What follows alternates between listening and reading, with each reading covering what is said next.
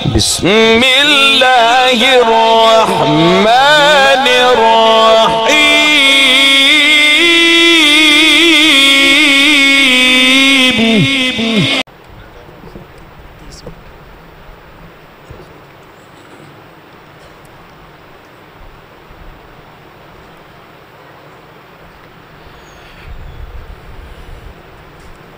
السلام علیکم ورحمۃ اللہ وبرکاتہ. ان الحمد للہ نحمده ونستعینه ونستغفره ونعوذ باللہ من شرور انفسنا ومن سیئات اعمالنا. من يهده الله فلا مضل له ومن يضلل فلا هادي له. وأشهد أن لا إله إلا الله وحده لا شريك له وأشهد أن محمدًا عبده ورسوله صلى الله تعالى عليه وآله وسلم. أما بعد فأعوذ بالله من الشيطان الرجيم. هو الذي أرسل رسوله بالهدى ودين الحق ليظهره على الدين كله وكفى بالله شهيدا.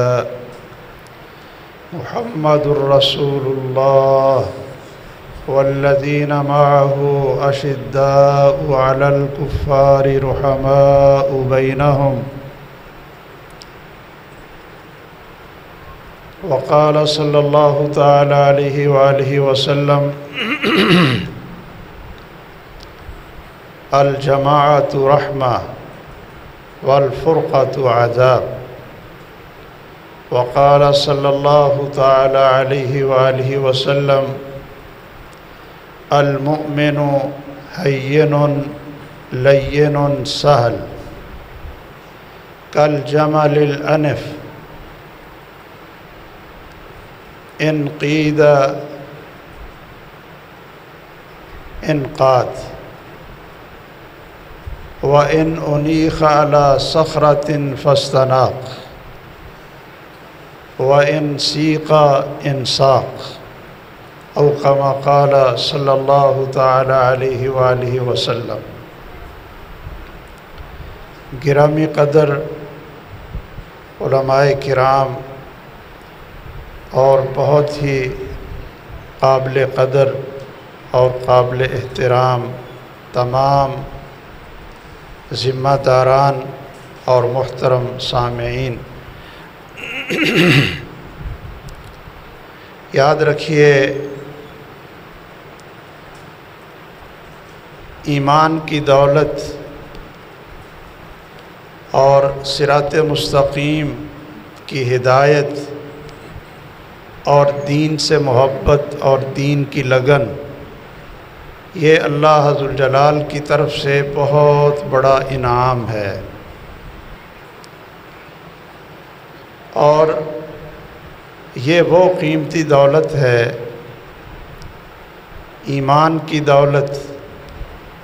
اور دین کی دولت، کہ جو صرف اللہ ذوالجلال اپنے محبوب بندوں کو اور پیاروں کو عطا کرتے ہیں.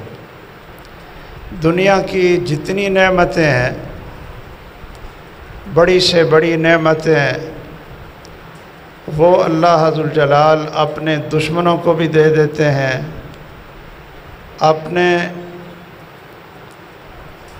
مبغوض اور مکروہ ترین لوگوں کو بھی دے دیتے ہیں، اور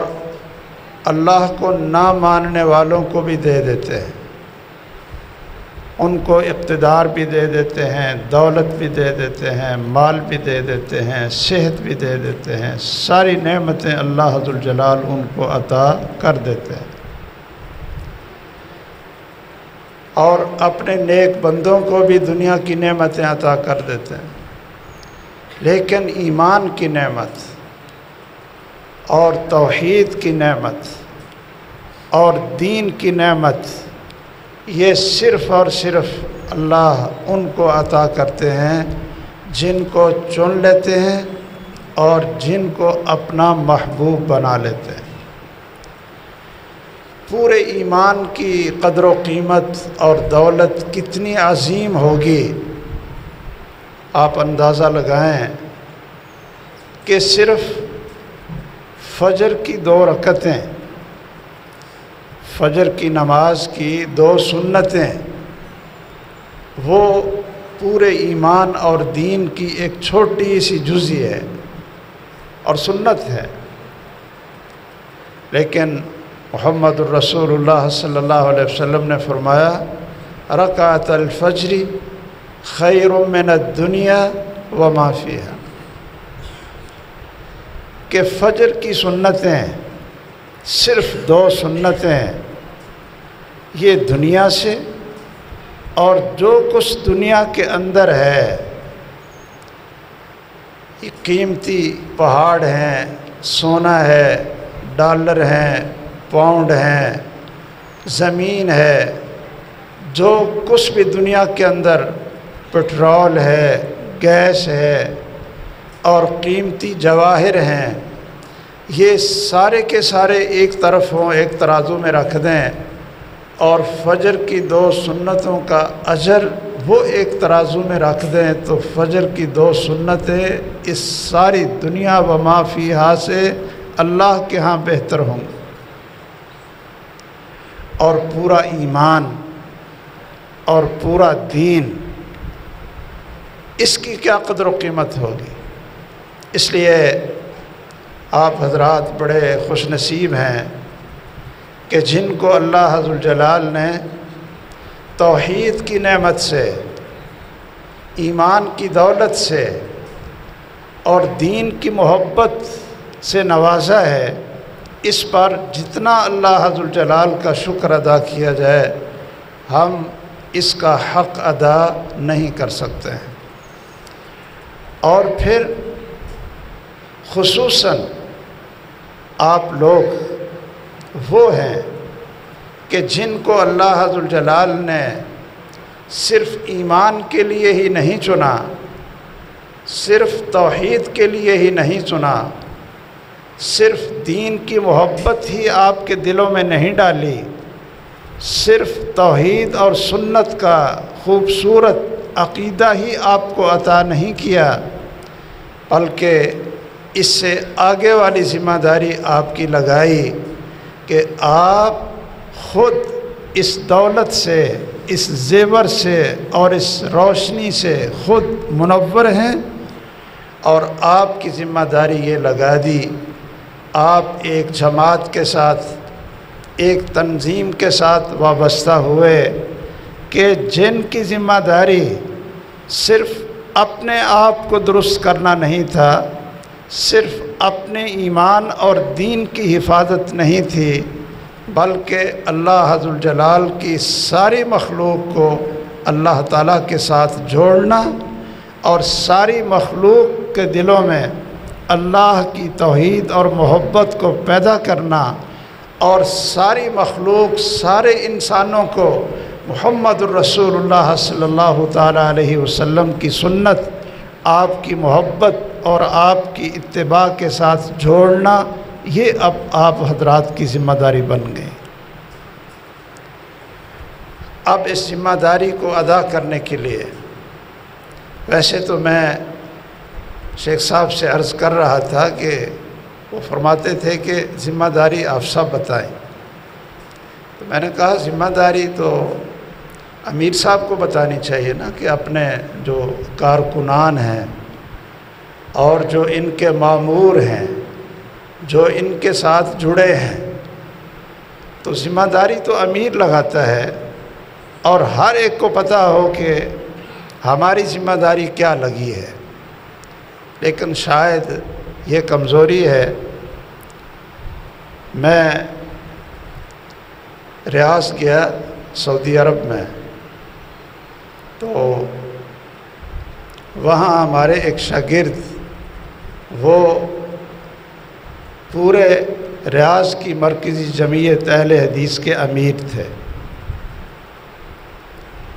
تو میں نے ان سے پوچھ لیا کہ مرکز کی طرف سے آپ ماشاءاللہ مرکز جمعیت کے امیر ہیں یہاں ریاض میں، کتنا اہم وہ شہر ہے اور کتنا اہم ملک ہے۔ تو میں نے ان سے پوچھا کہ مرکز کی طرف سے آپ کی ذمہ داری کیا کیا لگی ہے؟ کہتے جی کوئی بھی نہیں۔ میں نے کہا کوئی لکھ کر دیا ہو انہوں نے، کوئی آپ کو بتایا ہو کہ آپ کی ذمہ داری کیا ہے؟ تو میں نے اس سے کہا کہ اگر آپ کو پتہ ہی نہیں ہے کہ آپ کی ذمہ داری کیا ہے، کسی نے آپ کو بتایا ہی نہیں ہے، تو آپ چھوڑ دیں، آپ کیوں چمٹے ہوئے اس کے ساتھ؟ ذمہ داری تو جنہوں نے آپ کی ذمہ داری لگائی ان کو پوری تفصیل کے ساتھ ہر ایک کو ذمہ داری بتانی چاہیے، لیکن میری ڈیوٹی شیخ صاحب نے لگائی ہے اور مجھے حکم دیا ہے، تو میں اس مختصر سے وقت میں چند چیزیں جو میرے ذہن میں ہیں وہ میں عرض کرتا ہوں۔ سب سے پہلی چیز کہ جو شخص ایمان کی دولت سے اور پھر ایسی جماعت کے ساتھ منسلک ہو کہ جن کا دعویٰ اور جن کا نعرہ بہت عظیم ہو، ان کی تاریخ بہت روشن ہو اور ان کا تسلسل وہ 2 سال 4 سال یا 100 سال کے ساتھ نہ چلتا ہو، بلکہ ان کی نسبت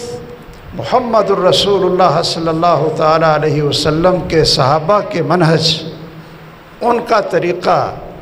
ان کی وراثت اور پھر وہ تسلسل اور سند محمد الرسول اللہ صلی اللہ علیہ وسلم تک پہنچتی ہو، تو اتنی مبارک نسبت تو ان کو چاہیے کہ وہ پھر اس ذمہ داری کو بہت بڑا سمجھتے ہوئے اس کے لیے اپنے آپ کو تیار بھی کریں۔ ایک ایک رکن، ایک ایک فرد وہ اپنی اصلاح نفس پر، اپنے تزکیہ نفس پر اپنے آپ کو پہلے تیار کرے گا۔ یاد رکھیے کہ افراد اور کارکن مل کر جماعت بنتی ہے۔ جو بھی جماعت ہو یا تنظیم ہو تو وہ افراد اکٹھے ہوں گے نا جی، پہلے ایک فرد بنتا ہے، افراد تیار ہوتے ہیں، اور جب وہ مل جاتے ہیں تو کیا بن جاتا ہے؟ جماعت بن جاتی ہے، ایک نظم اور ایک تنظیم بن جاتی ہے۔ لیکن اس فرد کی صلاحیت کیا ہونی چاہیے، اس کی کیا خوبی ہونی چاہیے، اس کے اندر کیا استعداد پیدا کرنی چاہیے، اس کو کیا سیکھنا چاہیے، جب تک آپ ایک فرد کو پہلے تیار نہیں کریں گے، ایک فرد پر محنت نہیں کریں گے، اور پھر وہ تیار کردہ افراد جب مل کر جماعت بنے گی تو وہ اللہ ذوالجلال کے فضل و کرم سے اس اللہ کی زمین پر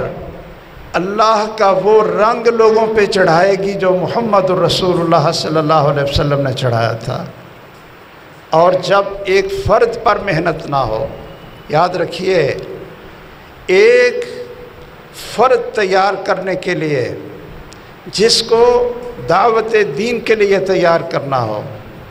جس کو آپ نے اس جماعت کے لیے تیار کرنا ہو جو جماعت صحابہ کرام کی وارث ہے،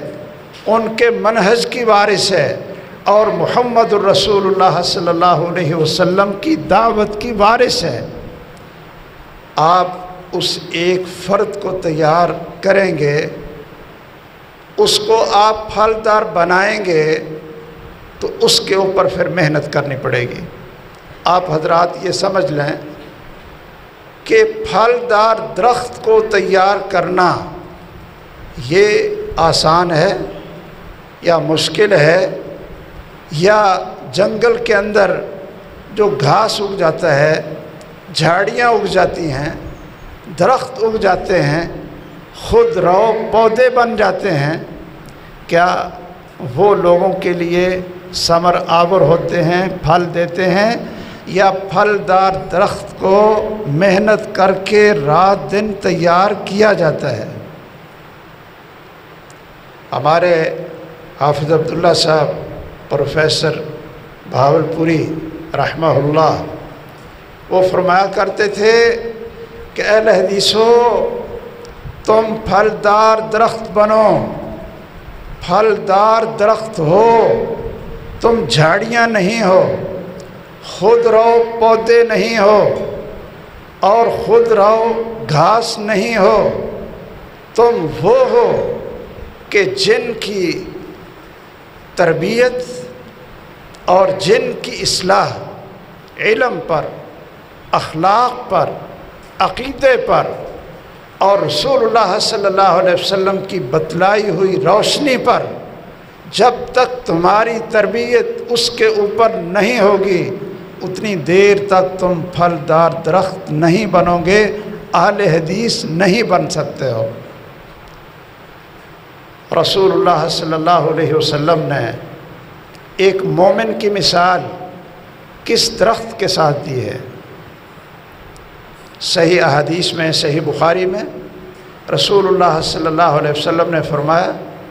کہ مثل المؤمن کمثل شجرہ لا يسقط ورقها، کہ لوگوں، مومن کی مثال ایک درخت کی مثال ہے کہ جو 12 مہینے تر و تازہ رہتا ہے، اس کے پتے نہیں جھڑتے، وہ سرسبز شاداب رہتا ہے، وہ سایہ دیتا ہے، وہ پھل دیتا ہے، اور اس کی جڑوں سے لے کر اس کی شاخوں تک لوگ اس سے فائدہ اٹھاتے ہیں۔ مومن کی مثال اس درخت کی ہے۔ حدثونی ما ہی، تو مجھے بتاؤ کہ وہ کون سا درخت ہے؟ فوقع الناس فی البوادی، تو صحابہ کرام تشریف فرما ہیں، بڑے بڑے جلیل القدر صحابہ موجود ہیں، سیدنا ابو بکر بھی ہیں، سیدنا عمر بھی ہیں، سب سوچ رہے ہیں کہ یہ کون سا درخت ہو، لیکن خاموش ہیں۔ حضرت عبداللہ ابن عمر رضی اللہ تعالیٰ عنہ فرماتے ہیں کہ میرے ذہن میں وہ درخت آ گیا اور اللہ نے میرے ذہن میں ڈال دیا کہ یہ کون سا درخت، لیکن میں نے پھر وہاں بتایا نہیں کہ وہاں ابو بکر بیٹھے تھے، میرے ابو جان عمر فاروق بیٹھے تھے، بڑے بڑے جلیل القدر صحابہ بیٹھے تھے، تو میں نے ان کا احترام کرتے ہوئے ان کی عزت اور وقار کو بڑھاتے ہوئے میں خاموش ہی رہ گیا۔ تو رسول اللہ صلی اللہ علیہ وسلم نے فرمایا ہی النخلہ، یہ کھجور کا درخت ہے، یہ کھجور کا درخت ہے، لا يسقط ورقها، کہ پورا سال اس کا سایہ ختم نہیں ہوتا، اس کے پتے جھڑتے نہیں، اور وہ رات دن لوگوں کو فائدہ دے رہا ہوتا ہے، کوئی چھت ڈال رہا ہے، کوئی اس کی سائے میں بیٹھ رہا ہے، کوئی اس کا پھل کھا رہا ہے، کوئی اس سے اپنی بیماریوں کا علاج کر رہا ہے، اس کا ہر جز جڑ سے لے کر اس کے پتوں تک لوگ اس سے فائدہ اٹھاتے ہیں۔ تو مومن اس طرح کا ہوتا ہے۔ اب یہ مومن کیسے تیار ہوگا؟ ایسی جماعت کا وہ کارکن اور ایک فرد وہ کیسے تیار ہوگا کہ جس کی آپ ذمہ داری لگائیں، آپ اس کی ڈیوٹی لگائیں، تو اس کو احساس ہو کہ میں نے اپنی ذمہ داری کو پورا کیسے کرنا ہے۔ یاد رکھیے، اس کے لیے ایک تو ہمیں کچھ نصاب مقرر کرنا چاہیے۔ جو حضرات بھی ہمارے کارکن بنتے ہیں، اس جماعت کے اندر افراد شامل ہوتے ہیں، تو ان کے لیے سب سے پہلے ایک نصاب منتخب کرنا چاہیے۔ کچھ قرآن مجید کی صورتیں اور آیات اور کچھ محمد الرسول اللہ صلی اللہ علیہ وسلم کی احادیث کا انتخاب اور کچھ سیرت اور صحابہ کرام کی سیرت کے کچھ واقعات، یہ ان کے نصاب کے اندر شامل ہونے چاہیے، تاکہ نظریاتی طور پر ان کو یہ پتہ چلے کہ ہمارا عقیدہ کیا ہے اور اس کے دلائل کیا ہیں، اور ہمارا عمل کیسا ہے اور اس کے دلائل کیا ہیں، اور ہماری ایک انفرادی اور ہمارا تشخص، ہماری خوبیاں وہ کیا ہیں۔ جب تک وہ خود اس نصاب سے نہیں گزرے گا، وہ اس عظیم جماعت کا ایک فرد اور پھلدار کارکن نہیں بن سکتا ہے۔ میں اس کی ایک چھوٹی سی مثال عرض کرتا ہوں کہ آپ نے جماعت نے دیکھ لیا، آپ حضرات نے دیکھا کہ کچھ لوگ وہ اچانک ہماری جماعت میں شامل ہوتے ہیں۔ آپ ان کو پتہ نہیں کیا کہیں گے، پیراشوٹر کہتے ہیں اس کو، کیوں جی؟ اور ہمیں بڑی خوشی ہوتی ہے جی کہ فلاں جی مناظر تھا، فلاں دوسرے ایک مسلک کا شیخ الحدیث تھا، اور فلاں بہت بڑا ان کا نعت خواں تھا،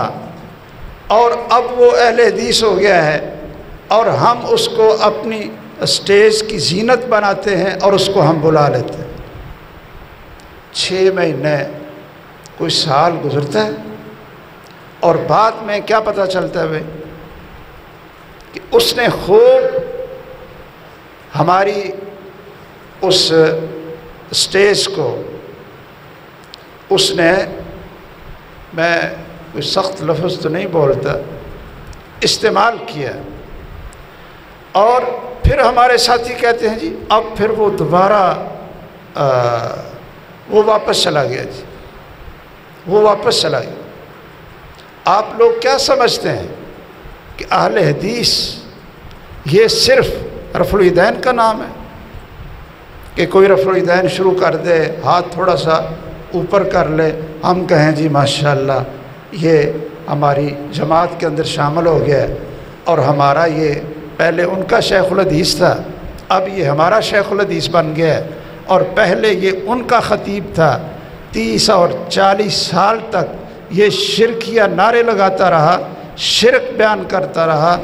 اور باطل عقائد لوگوں کو سناتا رہا، اور راتوں رات بس اس نے رفع الیدین کی، اور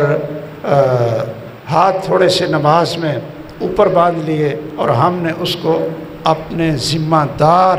اسٹیج کے اوپر بٹھا دیا، جس اسٹیج سے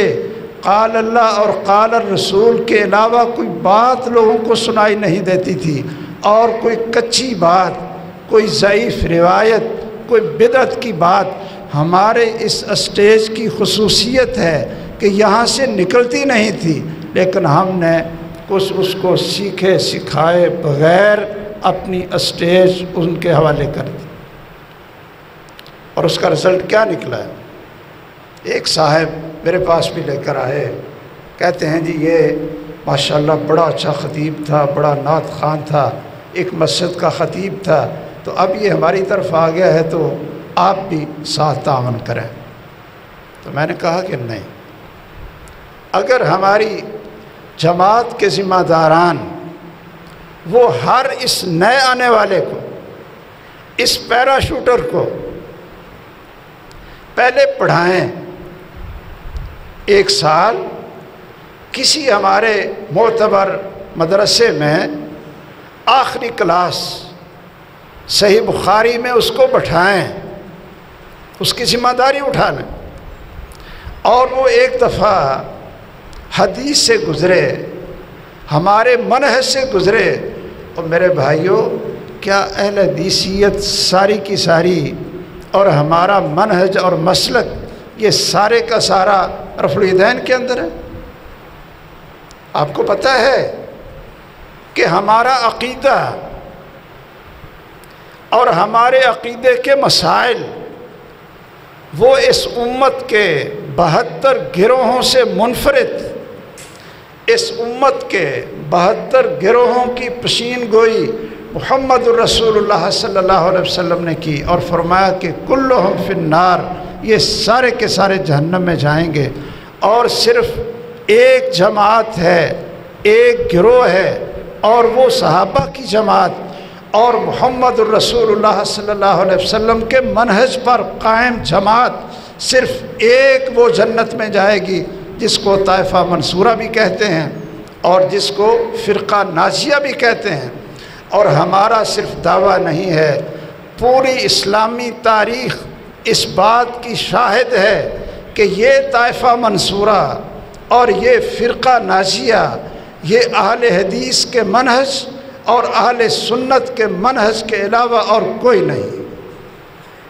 اور ہم اللہ کے فضل و کرم سے اس کے پیچھے قرآن اور سنت کے دلائل کی قوت رکھتے ہیں۔ ہم اس کے پیچھے پوری اسلامی تاریخ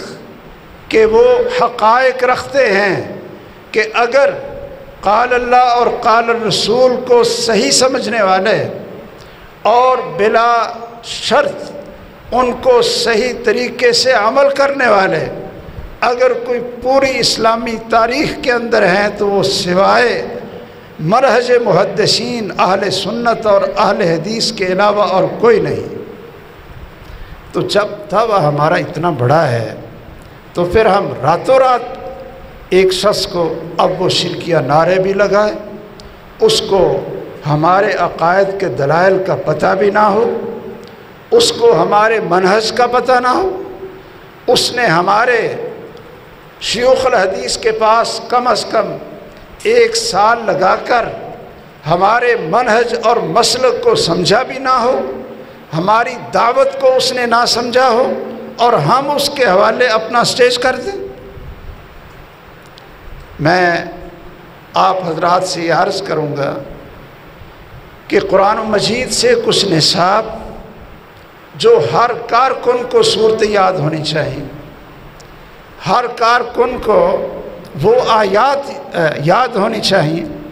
کوئی آپ سے پوچھ لیتا ہے، ہمارے کارکن سے کوئی شخص پوچھ لیتا ہے کہ جی بتاؤ آپ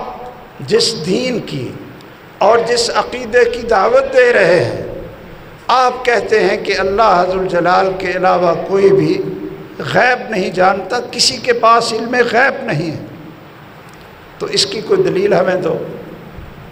اب ہمارا وہ کارکن کیا کرتا ہے؟ کہتا ہے جی آؤ پھر میرے ساتھ۔ وہ اس کو اٹھا کر کسی عالم کے پاس لے جائے گا، ڈھونڈے گا۔ اب عالم کہے گا میرے پاس وقت نہیں ہے، وہ پھر کسی دوسرے عالم کے پاس لے جائے گا۔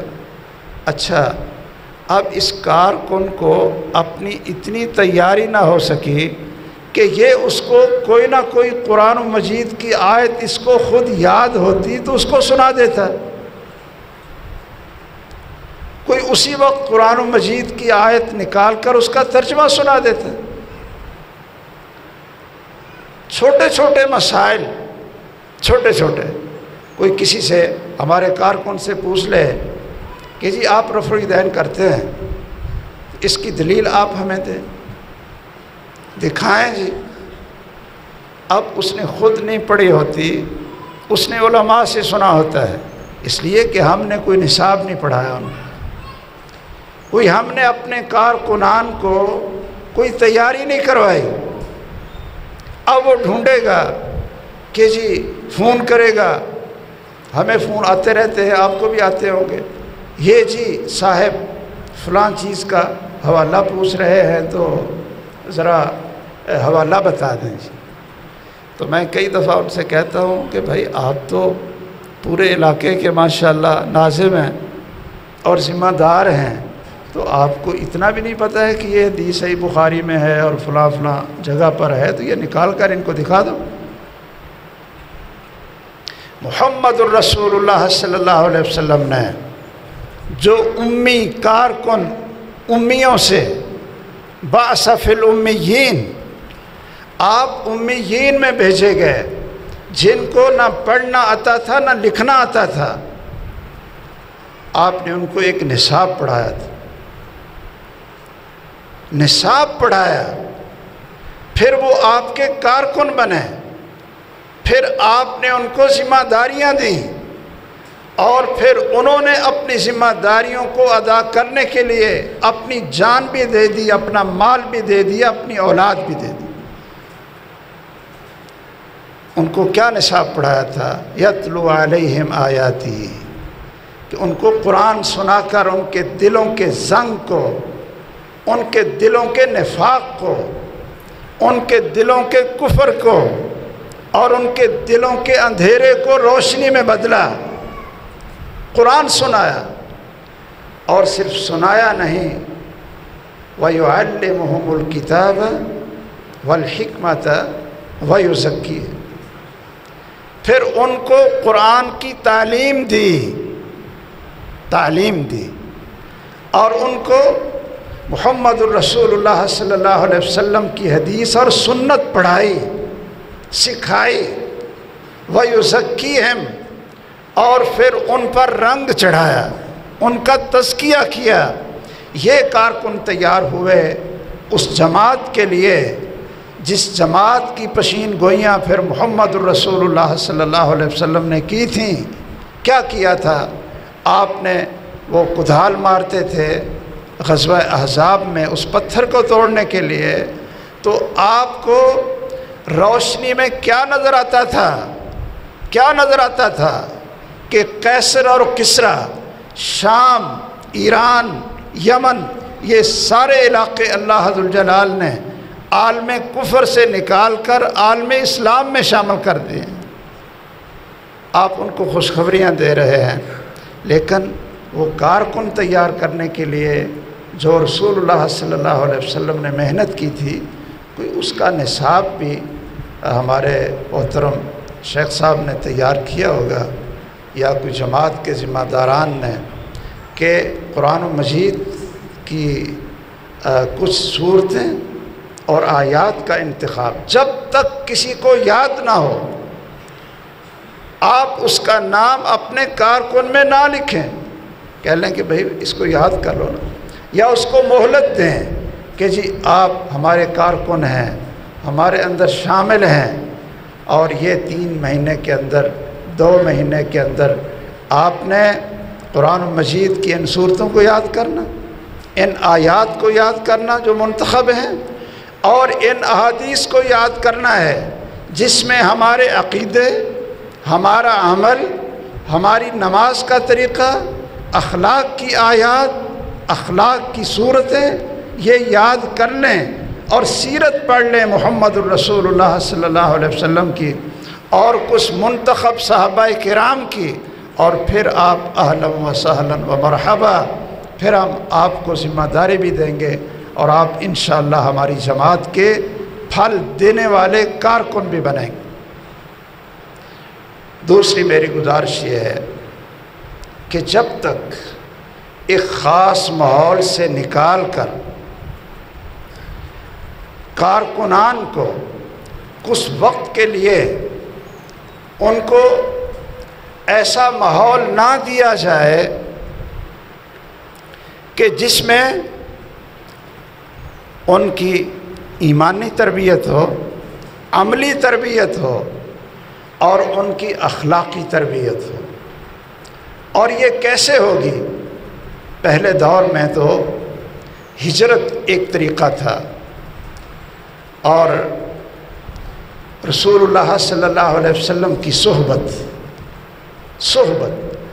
آپ کو حالت ایمان میں دیکھ لینا اور چند گھڑیاں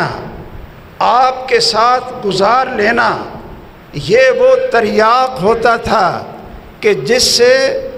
اس بندہ مسلم کی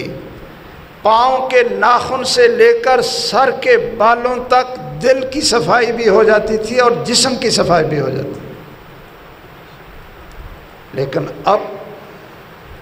وہ شرف تو ہمیں نہیں مل سکتا ہے نا.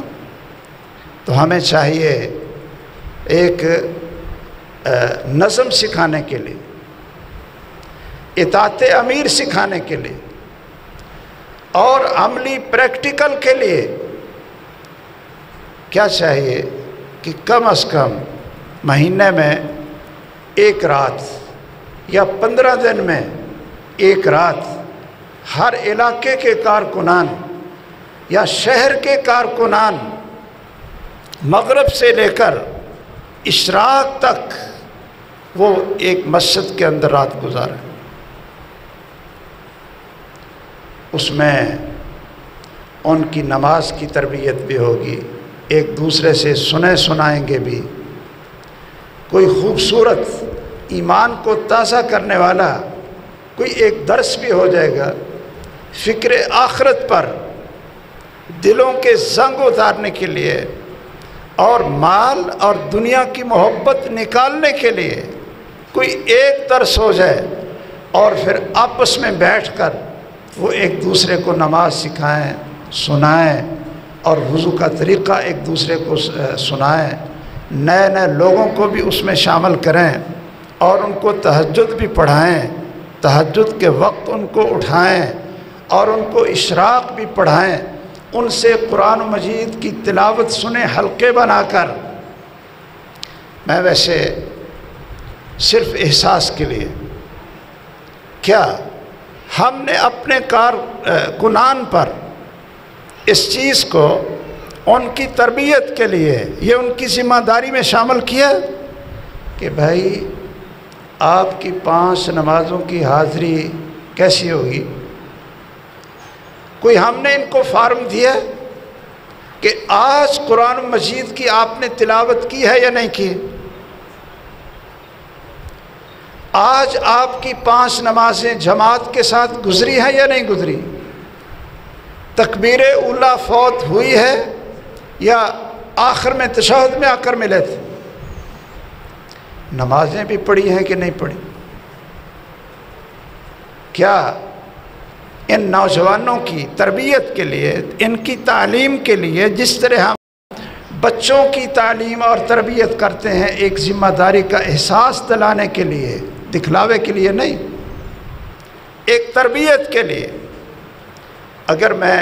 صرف یہ پوچھ لوں کہ کیا آج تک ہمارے کسی حلقے میں جتنے کارکنان ہیں، جتنے افراد ہم نے تیار کیے ہیں، تو ان کو عادت ڈالنے کے لیے کوئی 40 دن کا کورس کیا ہے، 40 دن کا، کہ جس میں 5 نمازیں تکبیر اولیٰ کے ساتھ پڑھی ہوں اور محمد الرسول اللہ صلی اللہ علیہ وسلم کی یہ حدیث جو عظیم انسان کی تربیت کے لیے ہے. آپ نے فرمایا کہ جو بندہ 40 دن 5 نمازیں تکبیر اولیٰ کے ساتھ پڑھ لیتا ہے، اللہ ذوالجلال اس کو 2 پروانے لکھ کر دے دیتے ہیں. براءۃ من النفاق، اللہ کی طرف سے یہ شہادت ملتی ہے محمد الرسول اللہ صلی اللہ علیہ وسلم کی طرف سے، یہ نفاق سے پاک ہو گیا ہے. وبراءۃ من النار، اور اس کو یہ سرٹیفکیٹ بھی ملتا ہے کہ یہ جہنم سے بھی آزاد ہو گیا. ہم نے کارکنان کی تربیت کے لیے کبھی کوئی عملی چیزیں، عملی زندگی سے ان کو گزارا ہے؟ ان کے اخلاق درست کرنے کے لیے اخلاق کی کتنی کمی ہے. اب میں آپ کو وہ حدیث سناؤں اور تزکیہ نفس کی آپ کو احادیث سناؤں کہ ہمارے اخلاق کیسے ہونے چاہیے تھے، ہماری نماز کیسی ہونی چاہیے تھی. ان کارکنان کی جو اس جماعت کے کارکنان ہیں، ذمہ داران ہیں، جو محمد الرسول اللہ صلی اللہ علیہ وسلم کی جماعت ہے، وہ کیسی ہونی چاہیے تھی. ان کا بول، ان کی شکل و صورت، ان کا کاروبار، ان کی نمازیں، ان کی قرآن سے محبت،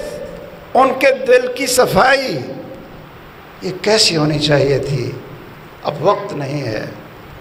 میں صرف ایک تجویز دے سکتا ہوں کہ آپ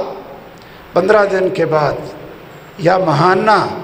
کوئی رات ضرور رکھیں کہ کارکنان کو، اور اس میں عام لوگ بھی شامل ہو جائیں گے، عام لوگوں کو دعوت دیں جی آپ ایک رات ہمارے ساتھ گزاریں، ایک رات اللہ کے لیے، اللہ کے راستے کے لیے آپ ایک رات ہمیں دے دیں، اور رات ان کی ایک ترتیب بنا کر، ایک نظم بنا کر آپ ان کی تربیت کریں۔ اور ممکن ہے کہ آپ کی وہ رات دیکھ کر، آپ کی وہ رات دیکھ کر دوسرے جو نئے لوگ آپ آئیں گے، اللہ عز وجل ان کے دل کی دنیا بدل دے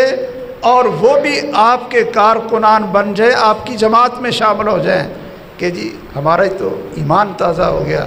اور ہماری روح تازہ ہو گئی۔ وقت ختم ہے، میں آخر میں جو 2 حدیثیں پڑھی تھیں ان کا ترجمہ کر کے اپنی بات ختم کرتا ہوں۔ جماعتی زندگی کے ساتھ رہنا ہو تو یہ 2 حدیثیں میں نے پڑھی تھی، الجماعت رحمہ، اجتماعیت، مل کر رہنا، جماعت کے ساتھ رہنا یہ اللہ کی رحمت ہے، والفرقۃ عذاب، اور الگ الگ افتراق اور کئی پارٹیاں بنا لینا یہ اللہ کی طرف سے عذاب ہے۔ تو آپ جماعت کے ساتھ رہا کریں، اجتماعیت کے ساتھ رہا کریں۔ اگر کوئی اور بھی تنظیم دعوت اور توحید کا کام کر رہی ہے اور وہ الگ بن کر بھی کام کرے تو بھائیو آپ اپنی نیکیاں برباد نہ کیا کریں، اور آپ اپنی جو اخلاقی آپ کی تربیت ہو، تزکیہ ہو، آپ اس سے نہ گرا کریں۔ اور یہ حدیث آپ آپس میں کیسے رہنا ہے اس حدیث کا ترجمہ سن لیں۔ محمد الرسول اللہ صلی اللہ علیہ وسلم نے فرمایا، المؤمن ہین لین سہل، کہ مومن اس کو ملنا بہت آسان ہو، ہین، بازار میں ملنے، گھر میں ملنے، رات کو ملنے، جب ضرورت پڑی ہے، ہین بڑا آسان سا ہوتا ہے، سہل بڑا نرم ہوتا ہے، بڑا نرم ہوتا ہے، ہین لین سہل، اور اس سے فائدہ اٹھانا، کسی کے کام آنا وہ بھی بڑا آسان ہوتا ہے، نرم مزاج، نرم اخلاق، نرم دل، یہ ہوتا ہے مومن۔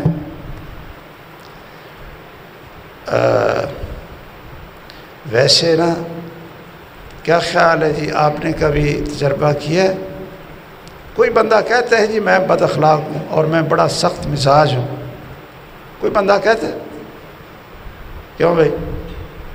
اگر ساری مسجد، ساری جماعت اور سارا محلہ بھی ایک آدمی سے نک نک آیا ہو نا، پورے نمازی بھی اس سے تنگ ہونا ایک بابے سے، آپ اس سے پوچھ لیں کہ بابا جی ماشاءاللہ آپ کے اخلاق کیسے ہیں، کیسے خوبصورت ہیں، مزاج کیسا ہے؟ کہے گا جتنے میرے اخلاق اچھے ہیں کسی کے بھی۔ کوئی بندہ اپنے آپ کو بد اخلاق کہتا ہے؟ آپ نا ہین لین سہل، آپ سارے کے سارے انشاءاللہ ہیں نا بھائی؟ کیوں بھائی؟ اچھا، اگر کوئی آپ کو غصہ چڑھا دے یا آپ کے مزاج کے خلاف کوئی بات کر دے یا کھانا کھانے لگیں بھی تو آپ کے آگے سے اچھی بوٹیاں نکال لے یا کسی طریقے سے آپ کے مزاج کے خلاف کوئی بات کر دے تو پھر ماشاءاللہ دیکھنا کہ میرا، آپ کو تو میں نہیں کہتا، میرا پھر اخلاق دیکھنا، پھر میری زبان دیکھنا، پھر میری فصاحت و بلاغت گالیوں میں وہ دیکھنا، اور ٹھیٹھ گندی اور غلیظ گالیاں اور الزامات دیکھنا کہ وہ میں نے تھوڑا سا کسی کو چھیڑ دیا تھا اور میں نے غصہ دلا دیا۔ تو بھئی اخلاق کا تو پتہ ہی غصے میں چلتا ہے، اخلاق کا پتہ کب چلتا ہے؟ کئی آتے ہیں نا ہمارے پاس، کہتے ہیں جی وہ غصہ آ گیا تھا تو بیوی کو 3 طلاقیں دے دی. تو ہم کہتے ہیں کہ بھائی غصے میں طلاق دینی تھی آپ نے. اگر وہ بیچاری کھانا بھی اچھا بناتی اور سارے کام اچھے کرتی اور آپ کھانا کھا کر بڑے خوش ہوتے کہ بریانی بڑی لذیذ ہے، اور کہتے ہیں میں نے تجھے 3 طلاقیں دی، غصے میں ہوتے ہیں. تو بہرحال یہ مومن کی صفت ہے. اور کس طرح اطاعت شعار ہوتا ہے، ان سیقا انساقا، کہ اس کو پیچھے سے کھینچیں، اس کو کہیں پیچھے ہو جاؤ، یہ کرسی چھوڑ دو، آپ نیچے بیٹھ جاؤ، آپ پیچھے ہو جاؤ، اس کی صلاحیت زیادہ بہتر ہے، اس کو آگے کر لو. تو وہ انسیقا انساقا، پیچھے سے کھینچے تو پیچھے ہو جائے. انقیدہ انقادہ، آگے سے کھینچیں آگے ہو جائے. وَإِنْ أُنِيخَ عَلَىٰ صَخْرَةٍ فَاسْتَنَاخَ، اس کو کہیں کہ بھائی آج کرسی خالی نہیں ہے اور آج قالین بھی نہیں ہے، اے سی بھی نہیں ہے، آپ کو دھوپ میں جگہ ملے گی. ایک عالم یا مولوی صاحب کو آپ کہہ دیں تو اگر وہ رسول اللہ صلی اللہ علیہ وسلم کے طریقے کا تربیت یافتہ ہے، ان انیخ علی صخرۃ فاستناخ، اگر اس کو پتھر پر بٹھائیں، اس اونٹ کی طرح ہے کہ پتھر پر بٹھائیں وہاں بیٹھ جائے. امیر کا حکم چاہیے، قائد کا حکم چاہیے. ہم مثالیں تو بڑی دیتے ہیں حضرت خالد بن ولید کی رضی اللہ تعالیٰ عنہ، لیکن آپ نے اپنی زندگی میں کوئی دیکھا کہ خالد بن ولید بنتا ہے کہ فوجوں کا کمانڈر ہو، فاتح عراق بھی ہو، فاتح ایران بھی ہو، اور فاتح شام بھی ہو، اور جب بیت المقدس کا محاصرہ کیا ہو اور قیادت کمانڈر خالد بن ولید ہو، اور اس کو لیٹر مل جائے کہ آپ سپاہی ہیں پیچھے ہو جائیں، اور ابو عبیدہ بن جراح یہ کمانڈر ہے اور وہ اسی وقت پیچھے ہو جائے اور کمان ابو عبیدہ بن جراح کو دے دے. ہم ساری زندگی 1450 سال یہ مثالیں دیتے رہیں اور یہ مثال بننے کے لیے کوئی تیار نہ ہو. حدیثیں بیان کرتے رہیں کہ ان ابنی ھذا سید، یہ میرا بیٹا سید ہے، کہ خود پیچھے ہو کر اپنے بھائی کو بھی، پوری جماعت کو، امیر المومنین جو صرف شام کے گورنر تھے ان کو پورے عالم اسلام کے خلیفہ بنا دے، ہاتھ پر بیعت کر لے اور کہے جی میں عام فرد ہوں اور آپ ہاتھ آگے کریں، ہم آپ کی بیعت کرتے ہیں، اور پورے عالم اسلام کا ان کو خلیفہ بنا دیں. اور محمد رسول اللہ صلی اللہ علیہ وسلم فرمائیں یہ ہے سردار. بھی وہ سرداری سے تو پیچھے ہٹ گئے، سردار تو انہوں نے ایک دوسرے کو آگے کر دیا. اپنے بھائی سے کہا سیدنا حسین سے بیعت کرو امیر معاویہ کی، اپنی فوجوں کے کمانڈر سے کہا بیعت کرو امیر معاویہ کی، اور رسول اللہ صلی اللہ علیہ وسلم نے فرمایا کہ یہ سید ہے. اللہ عز و جلال توفیق دے کارکنان بننے کی صحیح. اور چند چیزیں میں نے عرض کی ہیں، باقی انشاءاللہ پھر دوبارہ موقع ملا تو عرض کریں گے تفصیل کے ساتھ. آپ اس طریقے سے اپنے کارکنان کی ذمہ داری لگائیں. کتنوں نے آج ہفتے میں دعوت دی ہے، کسی کو نماز کی دعوت دی ہے، کسی کو جماعت کی دعوت دی ہے، کسی کو اپنا منہج بتلایا ہے، کیا کیا کام کیا ہے. تو آپ پہلے ذمہ داریاں لگائیں اور پھر ان سے پوچھیں کہ یہ ذمہ داری ادا کی ہے یا نہیں کی ہے. ہم تو ماشاءاللہ آپ کے امیر شہر سے پوچھتے ہیں کہ جی آپ کی ذمہ داری کیا لگی ہے، وہ کہتے ہیں جی مجھے بھی کوئی پتہ نہیں، اور ایک کا مجھے پتہ ہے. ویسے آپ کو پتہ ہے کہ آپ کو جو امیر ملا ہے نا، الصادق الامین ملا. کیوں جی؟ الصادق الامین ملا. تو میں کئی دفعہ پوچھتا ہوں پھر آپ کرتے کیا؟ کہتے ہیں جی سالانہ چندے کا حکم ہوتا ہے، وہ جو ہوتا ہے اکٹھا کر کے بھیج دیتا ہوں، باقی مجھے بھی نہیں پتا کہ میں نے کیا کرنا ہے، اور نہ میرے کوئی ذمہ داری ہے کہ میں نے کیا کرنا ہے. تو آپ لوگ پہلے اپنی ذمہ داریوں کا تعین کر لیں، سیکھ لیں. انشاءاللہ یہ جماعت بھی پھر چلے گی، مضبوط بھی ہوگی، تربیت بھی کریں، اللہ ذو الجلال توفیق دے۔ کوئی باتیں شاید ایسی ہوگی ہوں جو ذمہ داران کو میرا خیال ہے کہ اچھی نہ لگتی ہوں، میں ان کی معذرت کرتا ہوں۔ صرف الدین النصیحہ کے تحت، اصلاح کے تحت